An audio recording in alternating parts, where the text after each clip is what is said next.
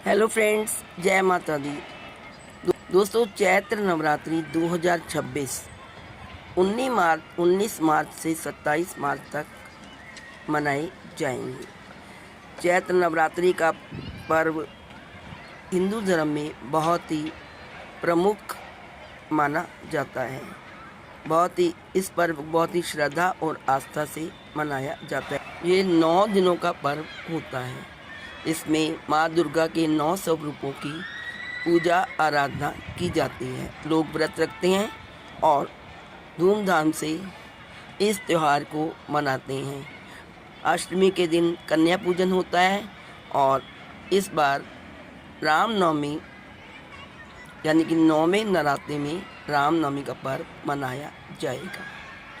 चैत्र नवरात्रि इस बार ज्योतिष और पंचांग के अनुसार कई दुर्लभ संयोग लेकर आ रही है, जिनमें से कुछ कई दशकों बाद संयोग बन रहे हैं।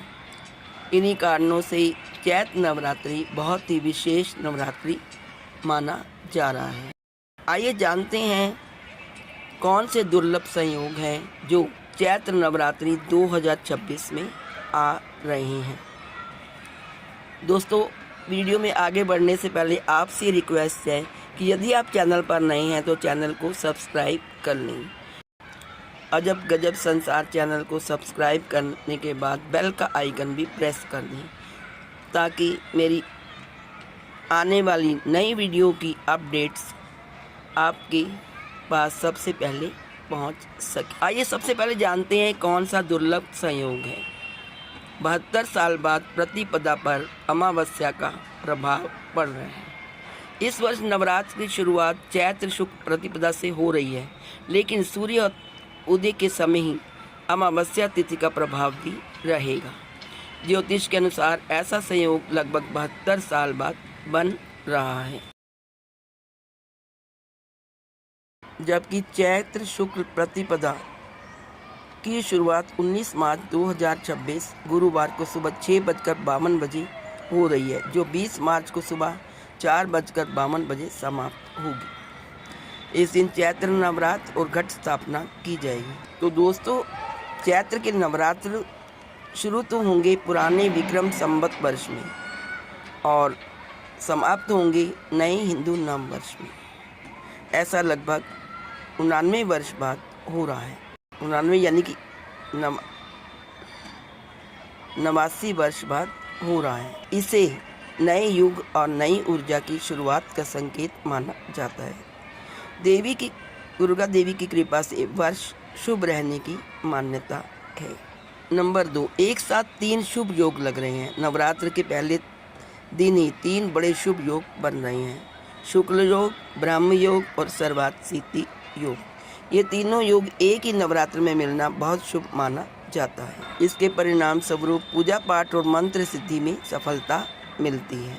इन शुभ योगों में नए कार्यों की शुरुआत करने के लिए उत्तम समय माना जाता है और यह समय धन, सुख और उन्नति के योग बनाता है। यह संयोग साधना और पूजा के लिए बहुत शक्तिशाली माना जाता है।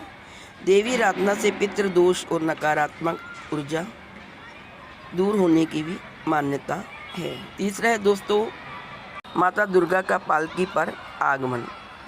2026 में नवरात्रि गुरुवार से शुरू हो रही हैं।